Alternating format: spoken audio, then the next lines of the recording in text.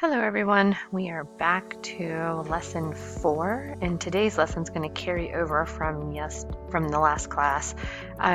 We're still continuing with nutrition, but today's focus is going to be looking at energy balance, and that deals with our calorie intake and expenditure, as well as our minerals like sodium and water and their importance in our diet. So let's get started with the discussion on energy balance, and a diagram here helps to explain that. Energy balance is really looking at how many calories that we eat, or our caloric intake, versus how many calories we use for energy, which is our energy expenditure. And on this diagram you see person A, person B, and person C.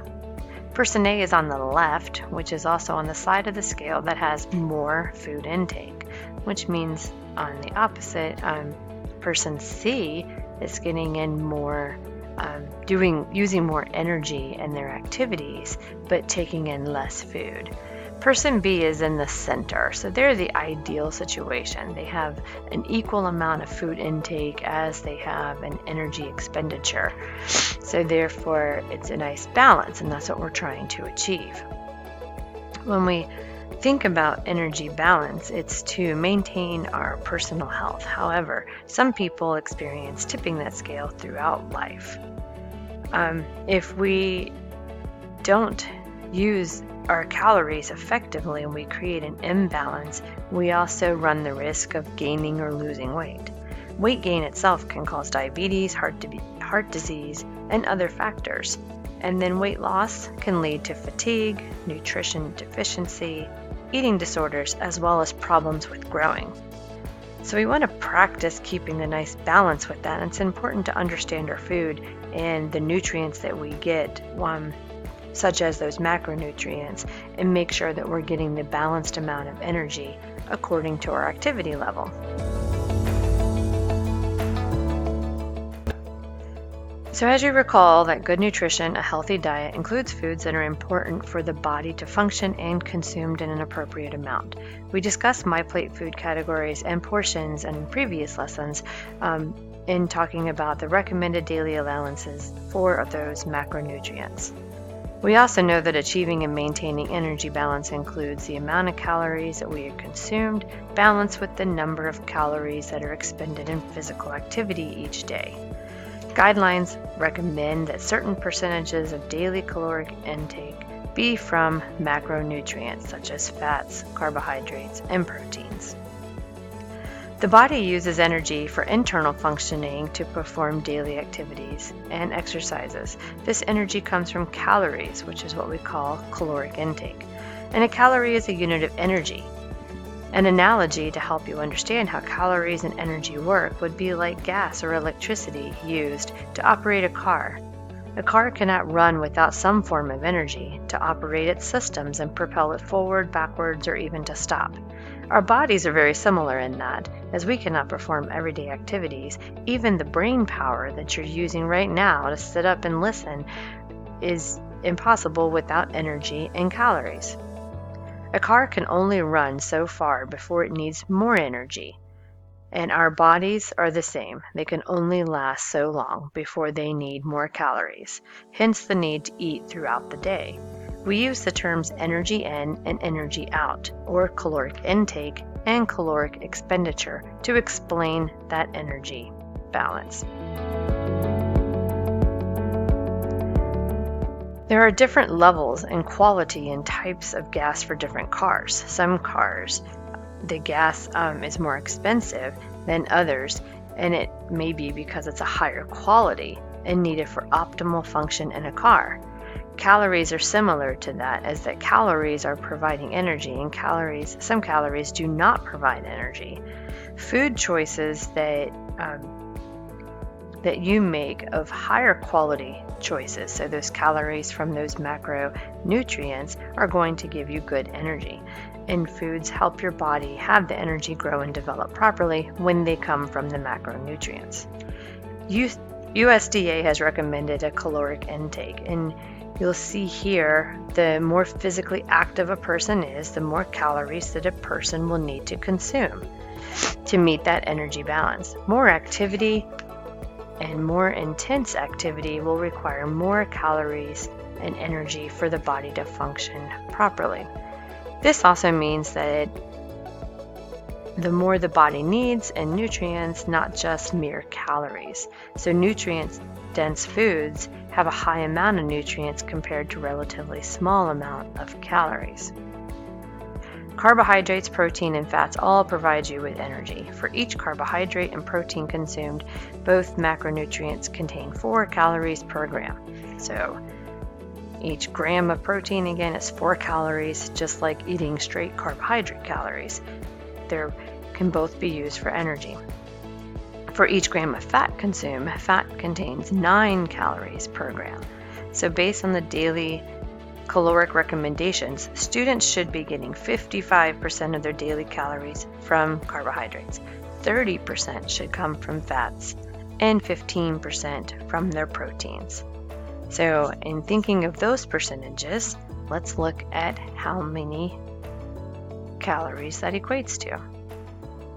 So this chart shows you that percentage applied to each of the numbers. So if a person's inactive and only needs 1,600 calories a day, then you take the 55% of 1,600 and you get the 880 calories. Whereas an active person would be getting between 900 and 1,200 calories from carbohydrates. So depending on your activity level means how many calories that you'll need to function properly.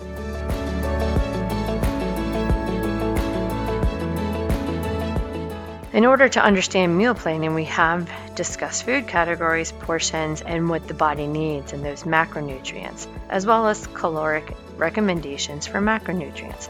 There are foods, however, that do not provide energy but do have calories.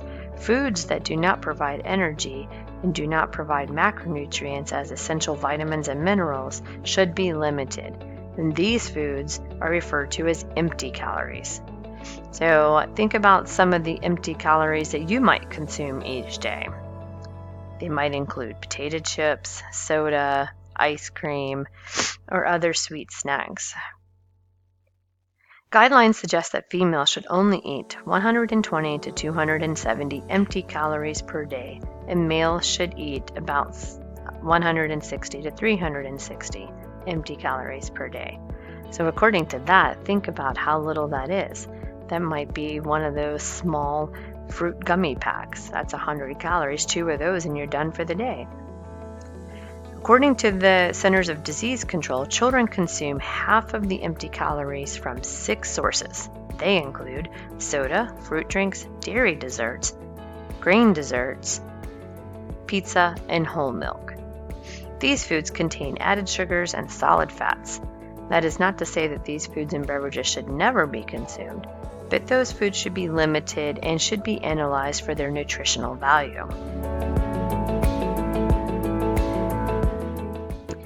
Minerals have various functions to help our body grow and function as well. Mineral information on food labels includes calcium, iron, potassium, and sodium. Sodium, while needed for the body to function, it should be limited. So keeping in mind, the function of sodium is to help keep the water or the fluid inside your body's cells. It is also important for your nerve and muscle function. But we don't really need to try to get sodium because sodium is almost in all foods, natural or as an ingredient within the food. And sodium is often used to help add flavor or to preserve food. So again, table salt's not really that necessary when we get the amount of sodium that we need within our foods already. The impact: too much sodium can lead to high blood pressure, heart disease, and stroke. Another good reason to limit the amount of sodium that you add to food. And their recommended daily allowance is no more than 2,300. But look at these examples to the right. A whole apple only contains 1 milligram of sodium, whereas one single slice of pizza, cheese pizza, has 469 milligrams. And a plain old cheeseburger from McDonald's is already up to 1,300 milligrams in one item. So it adds up quickly when you're eating foods that do not have nutritional value, whereas whole foods and natural foods tend to have lower sodium amounts. Water does not have calories unless it's flavored added, so it does not provide energy to the body. However, it is essential for the hydration or for the body to function properly. You may be able to go for a period of time without water, but your body will not function without water, period. Keeping the body hydrated regulates your body temperature, it transports oxygen and nutrients, it removes waste. Muscles allow them to move and cushions joints and protects your organs. So everything being hydrated means it has all those protective factors. You can get foods high in the nutrient of water. You have water itself and then some sports drinks. Just be careful that you're not choosing sports drinks that have a lot of added sugar. The impact on physical performance: if you don't get enough water, we start to feel dehydrated, which can cause dizziness, muscle cramps, lightheadedness, and severely decrease your athletic performance. I often see people, students in PE, that will complain of these symptoms, and it's a pretty quick indicator that they're not drinking enough water each day. Recommended daily allowance is by taking your body weight in pounds. So if you weigh 100 pounds, you divide it in half, divide by 2, and then you get 50. And that amount is the number of ounces that you should consume each day. So your activity today is to look a little further at the meal plans you made in the last class. You're going to be using these 2 resources here to help you analyze not only the meal plan in meeting the recommended daily allowances, but also looking at those factors such as sodium and water and the calorie expenditure in relation to your physical activity. So in your activity, you're going to be like an intern at a nutrition wellness center. And that intern's job is to take 2 meal plan scenarios and analyze them. Is your client meeting these recommended daily allowances? And if not, what suggestions do you have for changing their meal plan to make them a better fit? And make sure you're also comparing their calorie intake in comparison to their activity level.